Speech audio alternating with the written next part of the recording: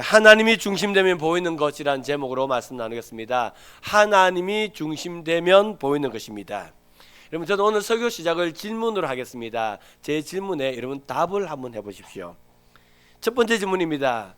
갱년기 엄마와 사춘기 아들이 싸우면 누가 이길까요? 갱년기 엄마와 사춘기 아들이 싸웠습니다. 누가 이긴다고요? 갱년기가 이긴답니다. 두 번째 질문입니다. 옛날은요, 참 삶이 어렵고 힘들었습니다. 옛날에는 정말 우리 어머니 세대는 정말 가난하고 힘든 세대를 사셨는데, 그렇게 가난하고 힘든 세대를 사신 우리 어머니들 중에 우울증 걸린 어머니는 한 분도 없었습니다. 그런데 요즘은 많이 편해졌습니다. 문화도 발달하고 많이 편해졌습니다. 그런데 놀라운 것은 우울증 환자가 늘어나고 있다는 것입니다. 여러분, 국민건강보험공단에 따르면 우울증 환자 수가요, 2018년에는 75만이었습니다. 근데 2019년에는 79만, 2020년에는 83만, 2021년에는 91만 계속 늘어나서 2022년에는 드디어 100만을 찍습니다. 그래서 그 2018년 대비 32.8%가 했답니다. 그러니까 우울증 환자가 급증하고 있단 말입니다. 여러분들 왜 그럴까요? 아니, 훨씬 살기 좋은데 세탁기라는 게 발명된 거 아십니까? 요즘은 옷 다리는 것이 불편해서 여러분들 스타일러가 나온 거 아십니까? 맞잖아요. 요즘 세탁기는 넣으면 건조돼서 나온다면서요. 우리 집에 그런 게 아니라 잘 모르겠습니다만은 방 닦는 게 힘들어서 요즘은 이렇게 지가 알아서 닦아주는 뭐가 있다면서요. 그만큼 우리가 편해졌단 말입니다. 그만큼 편해졌는데 이상한 것은 우울증 환자는 더 늘었습니다. 왜 그럴까요? 고전 평론가인 고미숙이라는 작가가 있습니다. 이 고미숙 작가가 제가 가지고 있는 질문과 똑같은 질문을 합니다. 고생 많던 옛날에는 우울증이 없었는데 삶의 형편과 수준이 훨씬 높아진 지금은 왜 이렇게 우울증 환자가 많아지고 있을까? 이 고미숙 작가가 이제 저와 똑같은 질문을 합니다. 그리고 그는 이렇게 설명합니다. 옛날에 어머니들은 자기보다도 더 걱정하는 누군가가 있었다. 옛날에 어머니들은 그랬답니다. 당신보다도 더 걱정하는 누군가가 있었다. 그래서 어머니는 자기 입에 들어가는 곡식이 없는데도, 그런데도 그 곡식으로 걱정하는 그 자식의 입에 넣어주는 겁니다. 당신도 못 배웠습니다. 당신도 못 배웠는데, 근데 나도 못 배운 그게 한이 되어 있으면서도, 근데도 있잖아요, 자식들 공부 뒷바라지 하는 일에 자식이 걱정이 되어서 자식들 뒷바라지 한다. 이게 우리 어머니 세대들의 모습이었다. 우리 어머니 세대들은요, 그랬던 것입니다. 힘들고 어려운 상황 가운데서 자기 자신을 걱정한 게 아니라 자기보다도 더 걱정하는 자식이 있었습니다. 오늘날도 그럴까요? 오늘날은 그렇지 않답니다. 오늘날 어머니들은 그렇답니다. 나 하나도 힘들다. 나 하나도 힘들다. 그래서 자기 걱정이 최우선이 되면 우울증이 걸린다. 고미숙 작가의 얘기입니다. 그러니까 여러분들, 삶이 편안하고 안 편하고, 내 일이 형통하고 안 형통하고, 그게 문제가 아니라 지금 내가 나를 가장 많이 걱정하는가, 나 아닌 또 다른 누군가를 가장 걱정하는가. 이게 다르게 말하면 지금 내가 나만 사랑하고 있는가, 아니면 나 아닌 또 다른 누구를 나보다 더 사랑하는가. 이게 우울증의 이유가 된단 말입니다. 근데 여러분들, 이게 어머니만 그런 게 아니고 사실 현대인들 다 그렇지 않습니까? 지금 저와 여러분 중에 여러분들, 나 외에 또 다른 누군가를 걱정하는 사람이 있습니까? 아니요, 좀 정확하게 말씀드리면 나보다도 더 걱정하는 누군가가 여러분 있으십니까? 여러분 있으세요?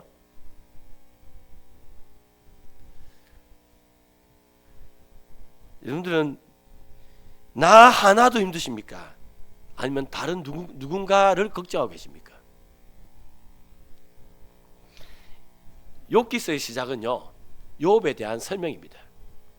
욥은 온전하고 정직하여 하나님을 경외함으로 악에서 떠난 자입니다. 그러니까 욥기의 시작은 욥을 설명해요. 욥은요 동방의 의인입니다. 정직하고 온전하여 악에서 떠난 하나님을 경외하는 사람이었다. 욥기는 그렇게 시작합니다. 성경 퀴즈 나옵니다. 욥기의 시작은 어떻게 되는가? 지장님이 내 겁니다만 내 주의소에. 예, 맞습니다. 욥은 그런 사람입니다. 악에서 떠난 하나님을 경외하는 사람이었다고요. 그런데 있잖아요. 하루는 그랬죠. 하나님의 사람들이 있고요. 거기에 세상을 두루 다니던 그 사탄이 올라옵니다. 그래서 하나님의 사람들 사이에 사탄이 있었어요. 그 사탄에게 하나님이 물으십니다. 네가 내 종 욥을 유의하여 보았느냐? 네가 내 종 욥을 유의하여 보았느냐? 하나님이 그렇게 물어요, 사탄에게. 그런데 사탄이 한 말이 뭔지 아십니까? 하나님, 욥이 까닭 없이 하나님을 경외하리까?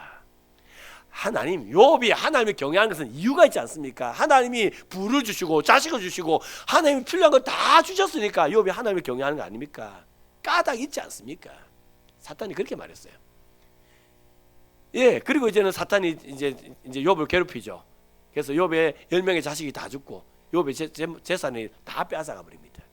그러니까 욥에게 주어진 그 까닭이라는 거, 하나님을 경외할 수밖에 없게 만드는 그 까닭이라는 거, 그거를 다 제거해 가버린 겁니다. 그때 욥이 하나님을 욕하고 저주합니까? 아니죠. 주신 이도 여호와시요 거두신 이도 여호와시오니 여호와 이름이 찬송을 받으실지어다. 욥은 고난 가운데서도 여전히 하나님을 경외하는 그런 신앙을 가진 것입니다. 이게 욥기 1장입니다. 욥기 2장은요, 이제 그 세상을 두루 다니는 사탄이 또 올라왔습니다. 그래서 하나님의 사람들, 여호와의 사람들 사이에 그 사탄이 또 섰습니다. 그때 하나님이 그 사탄에게 또 묻습니다. 네가 내 종 욥을 유의하여 보았느냐? 이거는 이런 거 아닐까요? 야, 봤지? 이거 아닐까요? 이 봤지? 봐라, 그 까닭을 다 제거해도 욥은 하나님 경외하는 거 네 봤지? 이거 아닐까요? 예, 하나님이 네가 내 종 욥을 유의하여 보았느냐 또 물으셨어요. 그때 여러분 사탄이 하나님께 한 대답이 뭔지 아십니까? 욥기 2장 4절 말씀입니다. 같이 한번 읽어보실까요? 욥기 2장 4절 말씀 같이 읽겠습니다. 시작. 사탄이 여호와께 대답하여 이르되 가죽으로 가죽을 바꾸오니 사람이 그의 모든 소유물로 자기의 생명을 바꾸올지라. 아멘. 여기서 가죽으로 가죽을 바꾸오니, 이 가죽으로 가죽을 바꾼다는 이 말은요, 그 널리 알려져 있는 그런 상용구랍니다. 그러니까 우리나라 같으면 속담 같은 거, 그런 말이랍니다. 이게 이런 말이래요. 이게 사람이 위협을 느끼게 되면 자기 목숨을 구하기 위하여 다른 것을 하나도 아깝지 않고 버린다. 이게 이런 의미랍니다. 뭐 그렇지 않습니까? 가장 이해가 쉬운 게 이겁니다. 여러분들 화장실이 급합니다. 그래서 막 주위를 들어보니까 화장실이 없어가지고 참고 또 참아서 이제는 터지기 일보 직전입니다. 근데 마침 저 앞에 화장실이 딱 보인 거예요.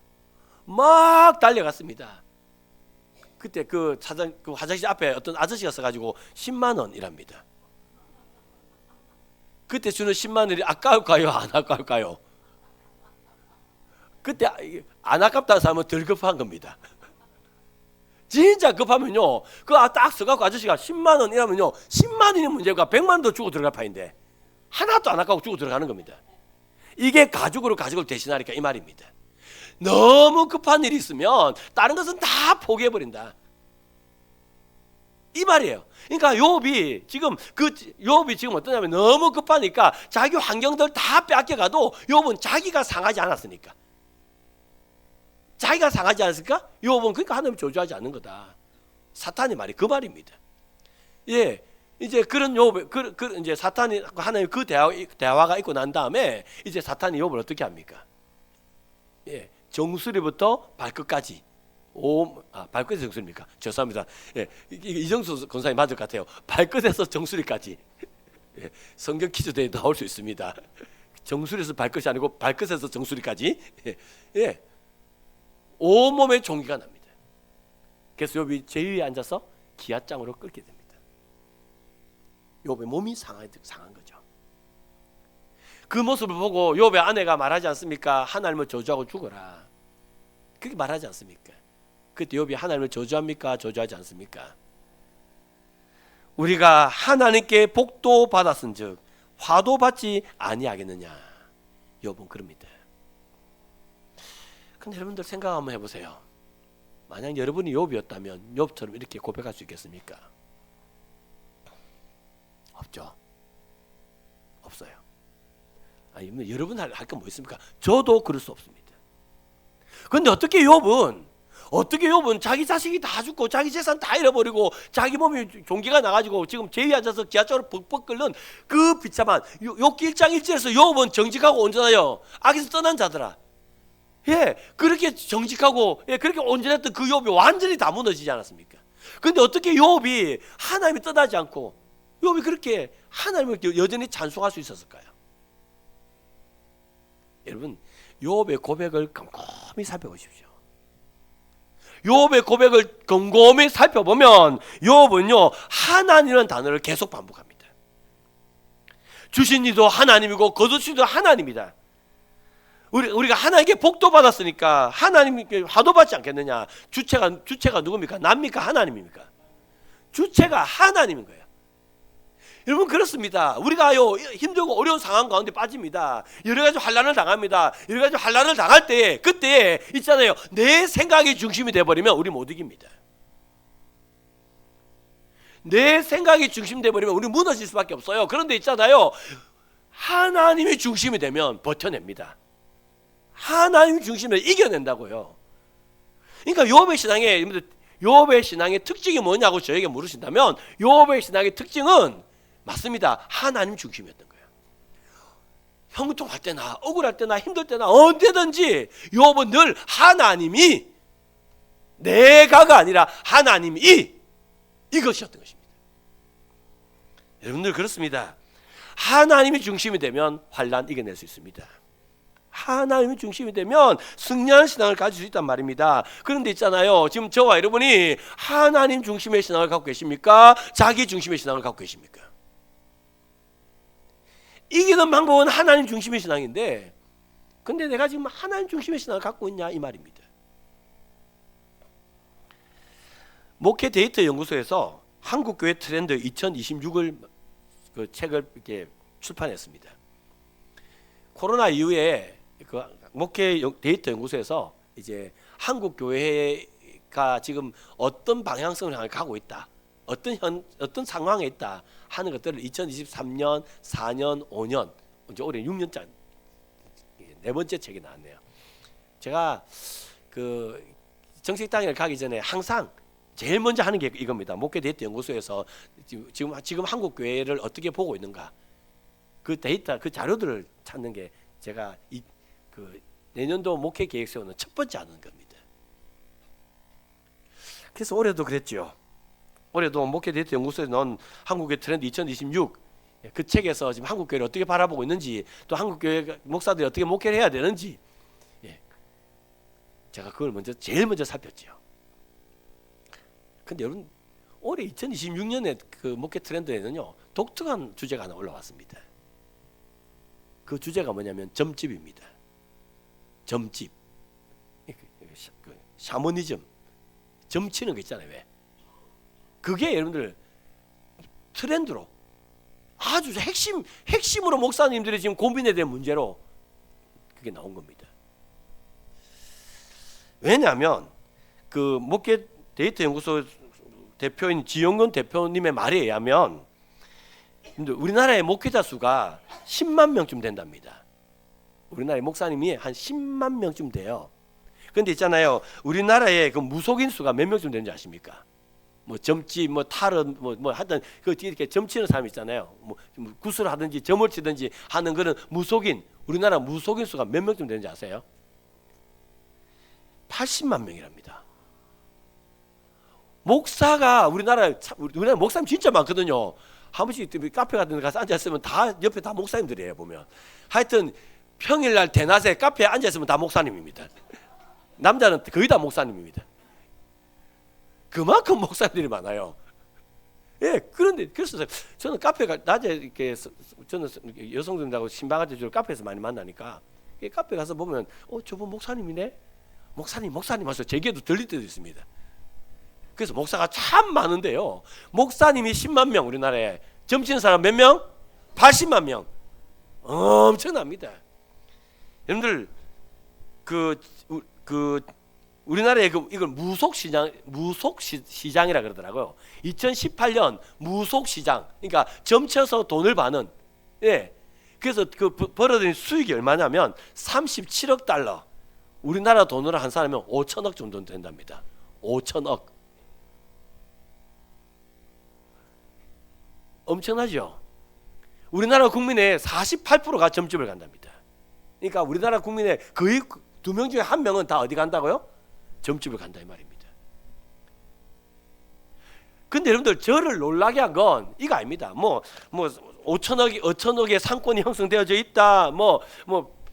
80만 명의 무속인이 있다. 제가 그거 보고 놀란 거 아닙니다. 맞아, 한국 사람이 2명 중에 1명이 점집 간다. 제가 그거 보고 놀라지 않았어요. 근데 제가 진짜 놀란 게 뭔지 아십니까? 한국의 기독교인 중에 여러분들 5명 중에 1명, 20%가 점집을 간답니다. 와, 저는 여기 깜짝 놀랐습니다. 지금 여기 앉으신 분이 한 130, 40명 정도 됐거든요. 여기 지금 앉으신 분이. 그러면 여러분들 20%면 130명에 몇 명이에요? 26명. 이정선 권사님 감사합니다. 지금 여기 26명을 발본 세고 나야 됩니다. 여러분들. 갔다 오시면 손 들어보세요. 그러니까 이제 2026년에는 한국교회 성도들이 점집에 가는 이유가 뭔지를 알고 그 한국교회 성도들이 그 점집에 그 점괘를 믿는 게 아니라 하나님을 믿는 사람으로 돌려놔야 된다. 목사님들 어떻게 목회할 거냐. 이게 여러분들 지금 2020년 목회 트렌드 중에 하나입니다. 여러분들 제가 내년에 이거 싸워야 돼요. 점집을 싸워 이겨야 됩니다. 제가. 근데 여러분들 그 책을 보면 이런 얘기가 나와요. 그러면 왜 한국교회 성도가 점집을 가느냐? 그 이유를 알아야 될 거 아닙니까? 왜 갈까요? 지용근 대표님의 말에 하면 그렇습니다. 점집에 가는 무속인을 찾아가는 이유가 마음의 평안을 위해서랍니다. 그러니까 점을 치러 가는 이유가 뭐냐면 마음의 평안을 얻기 위해서 점집을 간대요. 그런데 여러분들 한국교회 성도들에게 물어봤습니다. 교회를 왜 오냐고. 그런데 한국교회 성도들이 그렇게 말하더랍니다. 마음의 평안을 얻기 위하여. 그러니까 무속인을 찾아가는 이유도 마음의 평안을 위해서, 교회 와서 예배드리는 이유도 마음의 평안을 얻기 위해서. 똑같은 거예요. 그런데 여러분들 무속인을 찾아가면, 점집을 찾아가면 바로 마음을 평안케 해줍니다. 그런데 하나님은요 바로 마음을 평안케 하지 않아요. 답을 주지 않습니다. 여러분들 이게 지금 그렇답니다.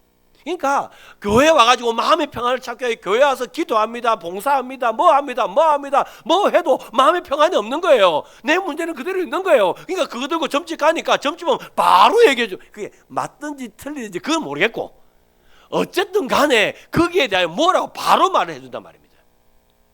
그러니까 어떻게 보면 교회보다도 점집을 더 믿게 되는 거죠. 이게 지금 한국 교회의 모습이랍니다. 한국 교회가 어떤 모습이냐면 다 필요 없단 말입니다. 다 상관없단 말입니다. 그냥 내 마음만 편하면 된다 이 말입니다. 이게 한국 교회 성도들의 마음이에요. 지금 얼마나 자기중심적입니까? 여러분 지금 저와 여러분이 지금 한국교회 성도들이라고 내가 말했지만 여러분들 지금 제가 말한 여기에서 여러분들 자유로 하시면 여기 몇 분 계실까요? 이제 오늘 본문 한번 보시기 바랍니다. 오늘 본문 로마서 14장 1절에서는요 바울이 이렇게 말합니다. 믿음이 연약한 자를 받으라.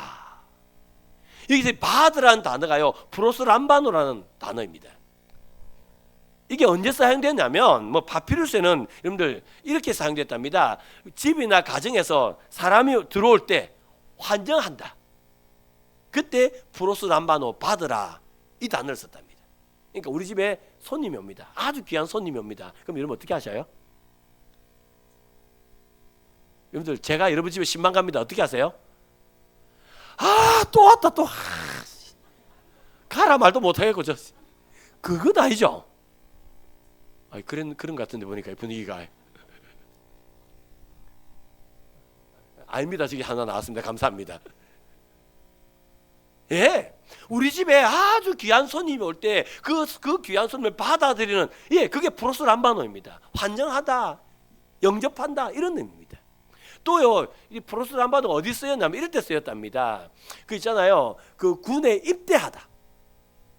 그때 프로스 람바노라는 단어를 썼답니다. 여기 군대 다녀오신 분 계십니까? 군에 가면 총이 있습니다.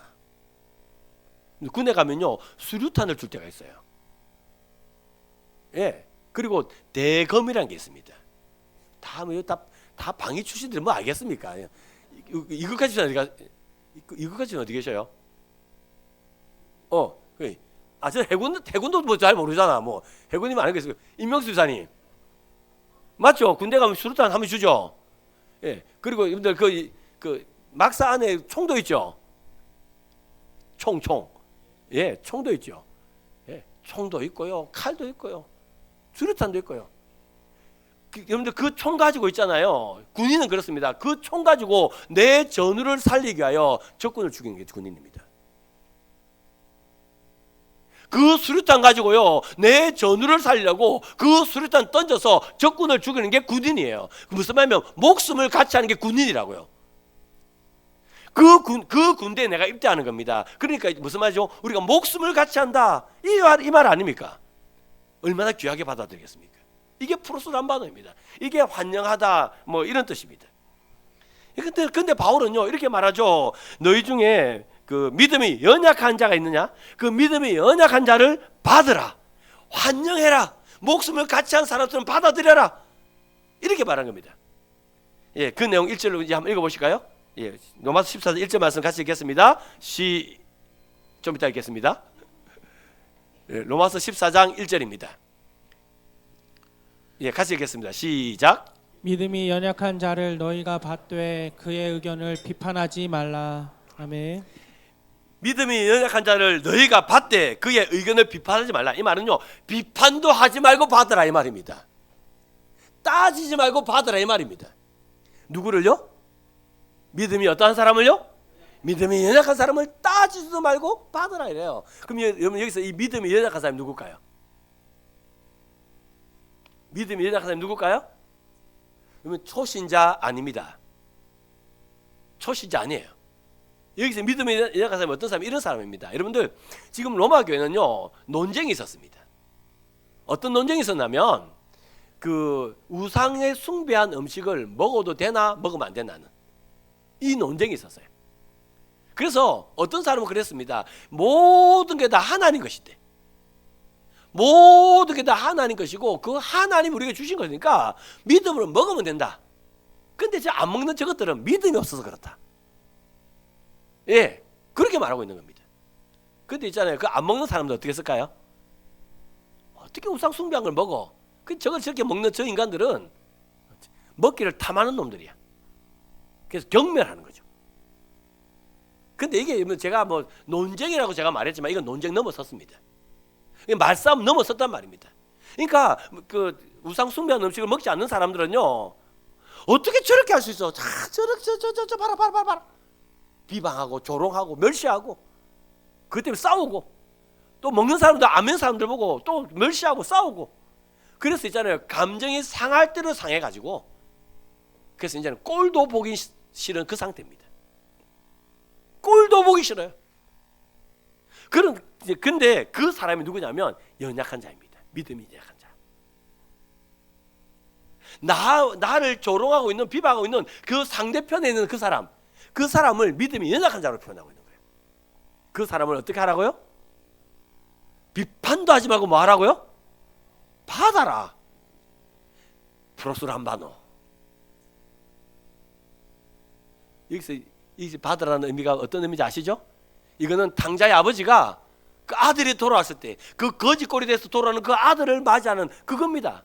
예, 그래서 그 아들을 부둥켜 안고 입을 맞추고, 예, 그겁니다. 그렇게 환대하며 받으란 말입니다. 나를 조롱하여 꼴도 보기 싫은 그 사람을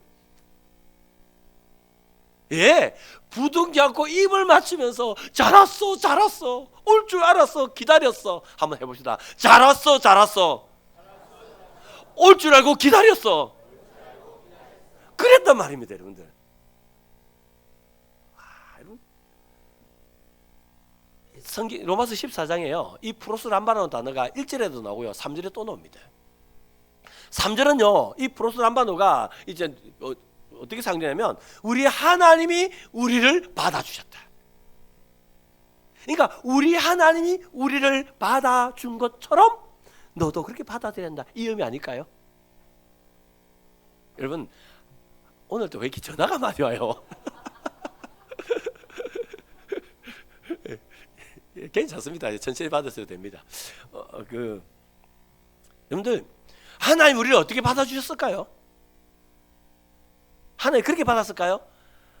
저 죄인, 저 죄인 공범시 저게 와오노. 진짜 내가 하나님만 아니면 안 받아줬을 낀데, 내가 괜히 하나님 돼가고 저 받아줄 수밖에 없네. 그러고 받았을까요? 아니지 않겠습니까? 여러분, 저는 그럴 때가 좀 있습니다. 진짜 내가 목사만 아니면 내가 저거 확 어찌 한번 했을 낀데, 내가 내 괜히 목사 돼갖고 내가 한번 내가 이 깨문다 내가. 저는 그럴 때 종종 가끔 있습니다. 사실 종종 가끔보다 좀 더 많습니다. 내가 괜히 목사 돼갖고 내가 제가 그럴 때 있거든요. 근데 우리 하나님 그렇게 안 하셨어요. 내가 괜히 하나님 돼갖고 그래 안 했다고요. 하나님은요, 한 영혼을 천하보다 귀히 여기시고요, 그 한 영혼이 하나님 부분을 올 때마다 하나님의 당장 아버지가 그가 가서 부둥켜 앉는 것처럼 그렇게 영접했다고요. 우리 하나님이 그래야 했는데, 너도 믿음이 연약한 사람들, 그래서 네 눈에 꼴도 보기 싫은 그 짓 하는 그 사람들을 하나님이 받아들이는 것처럼 받아들여야지, 이 얘기입니다. 여러분, 지금 이 1절의 말씀, 로마서 14장 1절의 말씀, 이 받으라는 이 단어 하나, 여러분 순종할 수 있겠습니까? 순종할 수 있을까요? 아멘 나왔습니다. 할렐루야입니다. 여러분, 미국 예일대 심리학과 교수를 지낸 리처드 리스백이라는 분이 계십니다. 이분이 생각의 지도라는 책을 썼어요. 사실 저 이 책 안 읽었습니다. 안 읽고 이게 뭐 읽어주는 하는 프로그램이 있더라고요. 책을 읽어주는 그 프로그램에서 이 책을 읽어줬어요. 근데 제가 이 책을 들으면서 제가 깜짝 놀랐습니다. 그래서 너무 좋아서 조만간 이 책 사서 다시 읽어봐야 되겠다고 하는 그런 책입니다. 생각의 지도입니다. 여러분들 한번 사서 읽어보십시오. 거기에 이런 내용이 나옵니다. 동양의 사고와 서양의 사고는 다릅니다. 동양 사람들의 생활의 패턴하고요, 서양 사람들의 생활의 패턴이 다릅니다. 왜 다른지 아십니까? 동양 사상의 핵심은 중국이랍니다. 그리고 서양 사상의 핵심은 그리스랍니다. 전 여기까지는 저 의의 제기하지 않습니다. 다 맞습니다. 근데 있잖아요, 동양 사상의 핵심이 중국인데, 중국은 어떤 환경이었냐면, 중국은 그랬답니다. 농사 짓기 좋은 환경이랍니다. 그래서 중국은 농사를 지어요. 농사를 지으면요, 개인의 역량이 중요한 게 아니라 농사는 같이 해야 되는 겁니다. 그래서 여러분들 그 동양 사상에는요, 그렇습니다. 공동으로 작업하는, 그래서 함께하는, 서로 관계를 맺는, 이것을 굉장히 중요하게 여깁니다. 동양은. 그리스는 아닙니다. 그리스는요, 여러분들 그 산이 있고요, 해안가입니다. 해안가에 산이 있어요. 그러니까 여기는 뭘 해야 되면 수렵을 해야 돼요. 사냥을 해야 됩니다. 그러니까 여기는 공동으로 뭐 하는 것보다 개인의 자질, 개인의 역량이 굉장히 중요해집니다. 이게 서양 사상의 핵심이에요. 그래서 관계를 맺고 같이 하는 것보다는 내가 뛰어나야 살 수 있는 거예요. 이런 환경 속에서 이제는 그 서양 사상이, 서양의 삶이 형성되는데, 이게 제가 의술로 제가 이제 설명해 드릴게요. 의술로. 그러니까 서양 의학과 동양 의학이 다릅니다. 달라요. 어떻게 다르냐면, 여러분들 그 동양 의학입니다. 자, 여러분들 체증이 생겼어요. 밥을 먹고 체했습니다. 자, 챘어요. 그럼 어떻게 고치시죠? 여기가 아프다. 여기가 지금 여기가 아픈데 우리는 이렇게 하죠. 막 가만히 요를 두드려요. 막 요를 막 두드려 가지고 어깨를 두드립니까? 죄송합니다. 제가 제대로 하는 게 별로 없습니다. 뭐 어깨를 막 두드립니다. 예. 그리고는요 바늘 갖고 여기를 따요. 맞죠? 아니 아프긴 여기가 아프다고요. 여기가 아픈데 여기를 딴다고요. 왜 여기를 따요? 예? 뭐 혈이 뭐 흐른다면서요. 뭐 나 잘 모릅니다. 뭐가 흐른다면서요. 그래서 뭐 여기가 다 관계가 연관되어져 있다면서요. 여기가 아프지만 우리는 동양은요 우리 몸 전체를요 다 연관을 시켜놨어요. 다 관계 속에서 이해를 하는 거야. 그러니까 여기가 아파도 여기와 관계되는 여기를 따면 여기가 낫는다. 그래서 여기를 따는 겁니다. 이게 동양 사상에 나온 의술인 거예요. 서양은 어떨까요? 아픈 그것만 고쳐내는 겁니다. 그래서 서양 의술에는 뭐가 발달하면 수술이 발달해요. 아픈 걸 도려내니까. 우와, 참 여러분들 좋으세요. 뭐 언제 놀라실랍니까? 저는요 이 강의 들으면서 우와 맞다. 근데 여러분들 지금 이제 사상이 달라지고 삶의 패턴이 달라진 게 뭐냐면 환경이었다는 것입니다. 제가 이 강의 듣고 제가 놀란 거 이거예요. 사람이 환경이 달라지면 사상이 달라지고 환경이 달라지면 삶이 달라지고 다 달라지구나. 환경이 그렇게 중요하구나. 제가 이 강의를 들으면서 이게 뭐 동양이 옳다 서양이 옳다 그런 개념이 아니고요. 환경이 다르면 이렇게 다 달라지는 거구나. 제가 그걸 배웠죠. 근데 여러분들 이걸 배우고 난 다음에 제가 질문한 게 그것입니다. 그러면 하나님은 나에게 어떤 환경을 주셨을까? 하나님은 성도에게 어떤 환경을 주셨을까? 예, 그 질문을 한번 해봤습니다. 여러분, 하나님 우리에게 어떤 환경을 주셨을까요? 로마서 14장 8절 9절 말씀 읽으시기 바랍니다. 로마서 14장 8절 9절 말씀 같이 읽겠습니다. 8절 9절입니다. 같이 읽겠습니다. 시작. 우리가 살아도 주를 위하여 살고 죽어도 주를 위하여 죽나니 그러므로 사나 죽으나 우리가 주의 것이로다. 이를 위하여 그리스도께서 죽었다가 다시 살아나셨으니 곧 죽은 자와 산 자의 주가 되려 하심이라. 아멘. 여러분들 우리는 원래 죄의 종이었습니다. 우리 원래 죄의 종이었어요. 그러니까 우리의 환경은 죄였단 말입니다.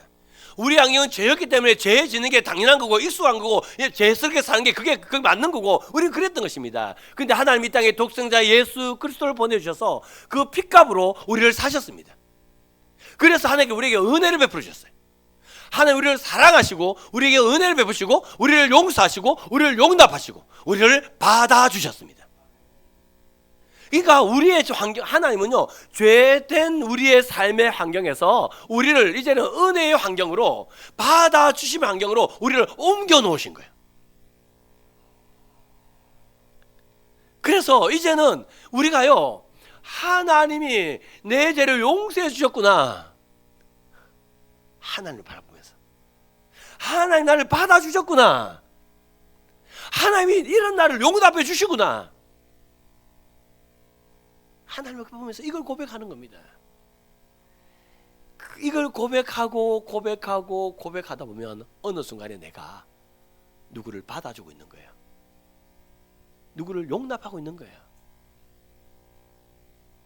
왜냐하면 환경이 바뀌었기 때문에. 환경이 바뀌었기 때문에 그 바뀐 환경에서 하나님을 바라보면 여러분들 이제 내 삶이 옛날에 죄된 삶과는 완전히 다른 삶을 내가 조금씩 좀 사라져 가게 되고, 그러면 나중에는요 도무지 내가 받아들일 수 없는 진짜 꼴도 보기 싫은 그 사람도 나도 모르게 손이 펼쳐지면서 왔구나, 왔어, 내가 기다렸는데, 그러니까 부둥 안아진단 말입니다. 하나님은 우리를 그렇게 하기 위하여 우리의 환경을 바꿔주셨다고요. 우리의 환경을 바꿔주셨다고요. 여러분, 그 환경 속에서 여러분은요 용서하십니까? 용납하십니까? 받아들이고 계십니까? 아니면 여전히 미워하고 질투하고 싸우고 다투고 여전히 밀어대고 그러고 사십니까? 서울 지하철을 타면 그 저녁에 이렇게 타면 그 한강을 지나갈 때 기관사가 멘트를 이렇게 이런 방송을 한답니다. 근데 뭐 방송을 하면 그러면 그 방송을 듣는 그 승객들은 눈물을 흘린답니다. 막 눈물을 감춘대요. 여러분들 그 저녁에 그 한강을 지나가면서 그 기관사가 뭐라고 말하길래 그 승객들이 눈물을 훔칠까요? 영상으로 보여드리겠습니다. 여러분 그 기관사가 한강을 지나가면서 창밖을 좀 보라고 그렇게 말합니다. 창밖을 보면 강변북로 올림픽대로가 양쪽에 있습니다. 근데 있잖아요, 그 강변북로 올림픽대로는 저녁이 되면요 차들이 밀려서 천천히 달려요. 그 불 앞에 라이트 딱 켜고. 근데 그 지하철 타고 가다 보면 그 차들이 이렇게 불빛을 비추고 있는 그게 아름답게 보인단 말입니다. 참 아름다워요.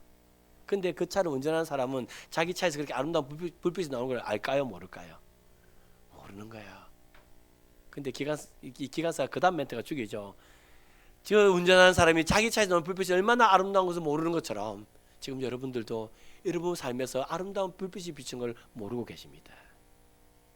여러분은 아름다운 불빛을 비추고 있는 그런 분들이십니다. 기관사의 멘트 내용이 그겁니다. 근데 그 멘트를 들었던 그 사람들이요 눈물을 훔쳐요. 여러분들 그분들 왜 울까요? 그분들 왜 눈물을 훔칠까요? 여러분 그분들 지쳤기 때문입니다. 그분들 힘들기 때문입니다. 너무 지치고 너무 힘든데 근데 누군가가 나에게 그렇게 말해주는 겁니다. 당신은 아름다운 사람입니다. 지금 그렇게 얘기해 준 겁니다. 내가 지쳐서 내가 지금 뭐 하는 거지, 내가 누구지 아무것도 모르겠는데, 그런데 누군가가 당신은 아름다운 분입니다. 그 말 한마디에 나도 모르게 눈물이 주르륵 흐르는 겁니다.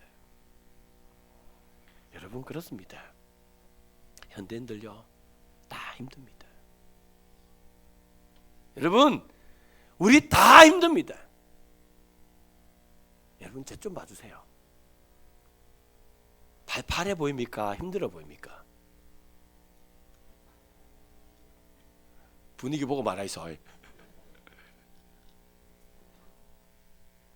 목사가 힘들면 다 힘든 거 아닙니까? 여러분 근데 있잖아요, 우리가 다 힘든데 근데 개인주의가 돼가지고 내 걱정 그게 제일 중요해져 버리면 그러면 여러분들 그 어둠에서 빠져나올 수 없을 거예요. 그 어둠에서 못 빠져나온다고요. 욥은 이겨내는데 우리는 못 이겨낸다고요. 지금 여러분 내 걱정이 제일 크고 내가 제일 힘듭니까? 그러면 옆에 아무것도 안 보입니다. 아무것도 안 보입니다. 내 걱정만 보이지. 내 아내가 얼마나 힘든지 안 보인다 이 말입니다. 내 남편이 얼마나 힘든지 안 보인단 말입니다. 교회 집사님이 얼마나 힘든지 안 보인단 말입니다. 나만 바라보면 안 보입니다. 근데 여러분들 하나님을 보십시오. 하나님이 중심이 되면 이겨낼 수 있는 그 하나님을 보시라고요. 그 하나님을 보는 순간에 여러분들 나도 힘들지만 야, 나 때문에 내 아내가 더 힘들구나, 내 남편이 더 힘들구나, 내 자식이 더 힘들구나. 그래서 내 아내를 위해서, 내 남편을 위해서, 내 자식을 위해서 내가 좀 더 정신을 차려야 되겠구나. 일어날 수 있다 이 말입니다. 여러분 보이십니까? 남편이 보이세요? 아내가 보이세요? 교회 오면 목사가 보이세요? 교회 오면 집사가 보이세요? 장로님이 보이세요? 아니면 교회 와서 내 평안 찾아가리라, 내 평안만 보이세요? 하나님이 중심이 되면 보여야 될 것이 보일 겁니다. 그리고 그것이 보여져야 우리는 신앙인의 삶을 살아갈 수 있게 될 것입니다. 저와 여러분이 하나님 중심이 되어서 보이는 것이 보여지는, 보아야 할 것이 보여지는 그런 복된 삶을 살 수 있기를 주의 이름으로 축원합니다.